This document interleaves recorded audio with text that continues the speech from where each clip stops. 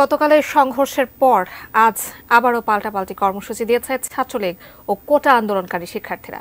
এ বিষয়ে জানাতে ঢাকা বিশ্ববিদ্যালয় ক্যাম্পাস এলাকা থেকে সরাসরি যুক্ত হচ্ছেন আমাদের সহকর্মী কিশোর জাহান।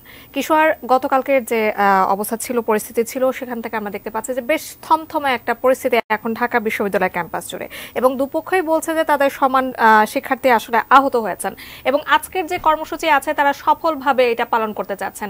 কি অবস্থা দেখতে পাচ্ছেন সেখানে, এবং আইন শৃঙ্খলা পরিস্থিতি নিয়েও নিশ্চয়ই জানাবেন আমাদের।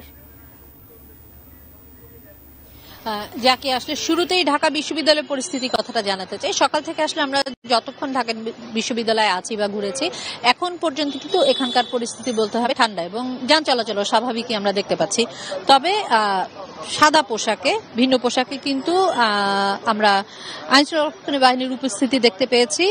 ভিসি চত্বরে এবং ভিসি ভবনের সামনেও কিন্তু পুলিশদের আসলে আমরা অবস্থান নিতে দেখেছি। তবে যদি আসলে সার্বিক পরিস্থিতির কথা বলতে হয়, তাহলে সেক্ষেত্রে আসলে জানাতে হবে যে বিশ্ববিদ্যালয় এলাকা এখন পর্যন্ত কিন্তু কোনো ধরনের অস্থিরতা নেই, এবং যান চলাচল যেমন স্বাভাবিক আছে, আমরা কিন্তু শিক্ষার্থীদেরও মাঠে দেখতে পাইনি।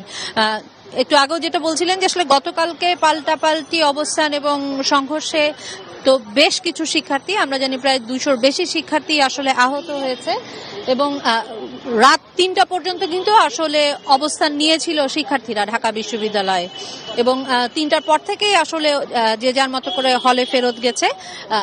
যেহেতু আজকে পূর্ব ঘোষিত কর্মসূচি আছে, 1:30টার সময় ছাত্রলীগ তাদের নেতাকর্মীদের নিয়ে আসলে আসবেন, এবং 3টার পরে কিন্তু কোটা সমর্থনকারী, মানে কোটা বিরোধী আন্দোলনকারী যারা আছে, কোটার আন্দোলনকারী যারা আছেন, তারা আসলে আন্দোলনে নামবেন। তো সব মিলিয়ে আসলে এখন পর্যন্ত পরিস্থিতি শান্ত, তবে দুপুরের পরে কি হবে সেটা আসলে এখনো বলা যাচ্ছে না। জাকিয়া।